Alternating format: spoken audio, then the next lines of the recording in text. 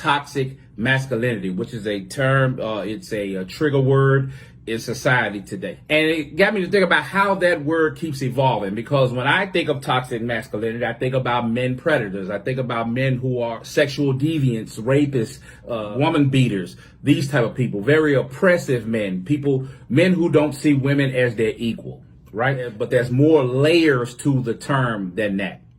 But what's weird is it seems like toxic masculinity has turned into, for a lot of women, everything that a man does that a woman would do differently or annoys a woman is toxic masculinity. How did that happen? So I said, let me go Google toxic masculinity and see what comes up. And I got to this website and it had a list of behaviors, the behavior of men who display toxic masculinity. And I wrote them down. And so let's go through them right quick. All right. So the first one is socially destructive. So males who are socially destructive, according to this website, this is a form of toxic masculinity. How is what I asked. I can promise you, I've met just as many women who are socially destructive as I have men. People are weird. People have quirks. It is what it is. Now, when being socially destructive is to an extreme, that's mental illness. How do you assign that to men when they are socially destructive? But when women are socially destructive, that's not toxic femininity.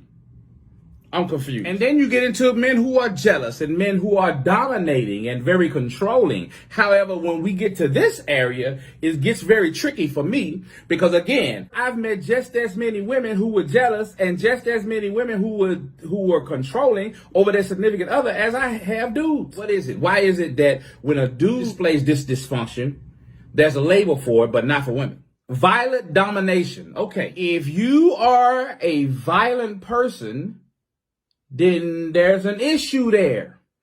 I don't necessarily think that's toxic masculinity. There's an issue. You have anger issues. I know women with anger issues. Is that toxic femininity? That's what I'm asking you. You should not be violent and dominating over people. However, in the defense of others, 9 times out of 10, somebody seeks out a man to come do some violence or have a presence there, which suggests that if this goes too far, violence might occur. Number 6, not engaging in chores around the house. That's toxic masculinity. Now, well, I guess I can see if you are the type of dude who feels like that's woman's work, then yeah, that's I can see that. That's toxic masculinity. But me, my wife ain't got to cook for me because I know how to cook. My wife ain't got to wash the dishes because I can wash the dishes. I can do my laundry. I can clean. What? This is a partnership in here. Now, the only thing I'm not going to do, I'm not going to fold up laundry. Hey, we all got to have some type of flaw. And I'm not folding laundry. It is the bane of my existence. I shall not participate in those type of shenanigans. However, my wife won't do yard work. So, hey, that's a good trade-off. I'm not folding laundry, and she not going to rake up leaves. Hey, we good. This next one is interesting. Not being an ally to feminists. What the hell is that? That's a weird one. Now, I have an idea what it means based off a situation that I seen one time. And after the situation was over with, I heard that term, not being an ally to feminists, thrown about. So let me address it like this. If being an ally to feminists means that you get to be verbally abusive and emasculate a man in public, and then when that man matches your energy verbally and you didn't expect it, now you get to look around to all the men and say, y'all gonna let him talk to me like that? If that's what being an ally to feminists mean, count me out. Count me out. Because that's exactly the situation that I witnessed. Being an ally to a feminist doesn't mean you get to, in the spirit of speaking your mind, you get to verbally emasculate a man and he's supposed to sit there and take it.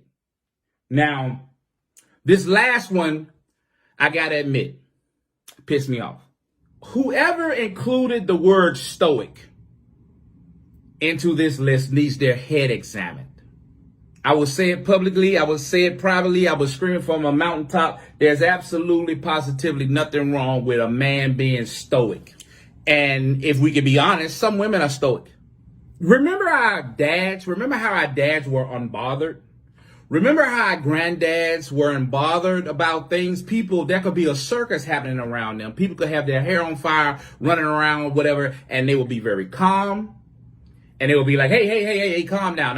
Now, explain to me what's happening. Hey, cut it out. Hey, it's gonna be okay. Now, tell me what happened. Remember that? Remember when something happened, you went and got dad? Remember when something happened, you went and got granddad?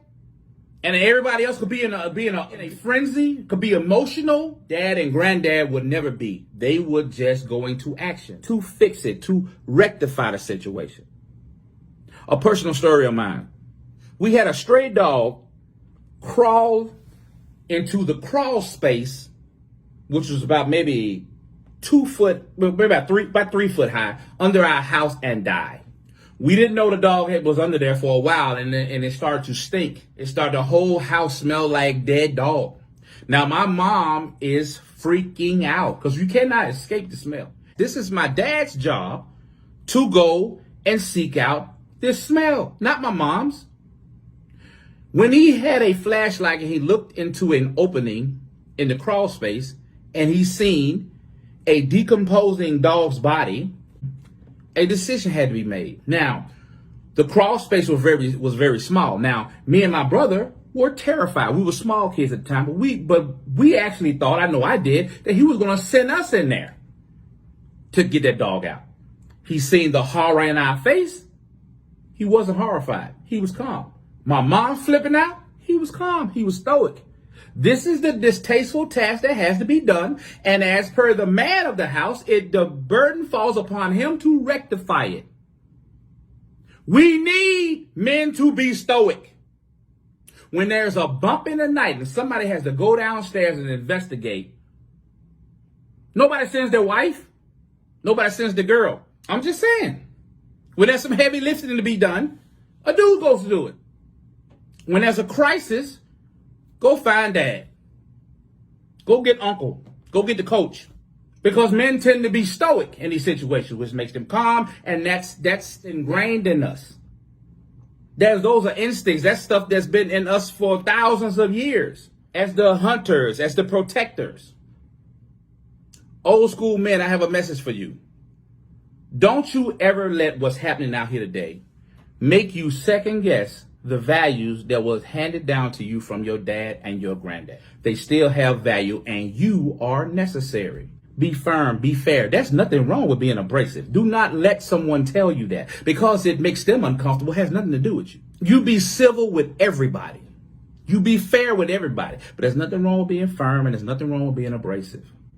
Someone said that toxic masculinity is a man assuming that he should make a command decision.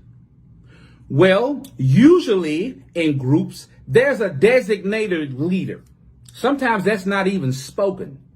Sometimes that's not even said. It's not a vote taken or nothing like that, but this is the dude who's taking charge and doing everything. Or it could be the woman. Whoever is that person gets to make the command decision.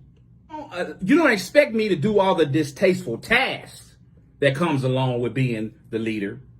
And then when there's a command decision that needs to be made, now we got to take a vote. No vote was taken before. It was just expected that I do it. We're living in a weird space today. Certain segments of society is slowly moving toward a time when men have to ask permission to be assertive.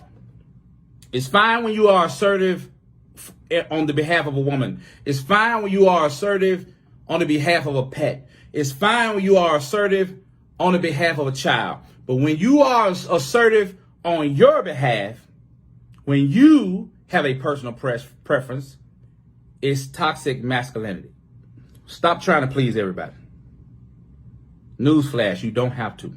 I can't say that we can ignore this term because the term has value, but I can say that men, we should reject the kitchen sink being tossed into the definition.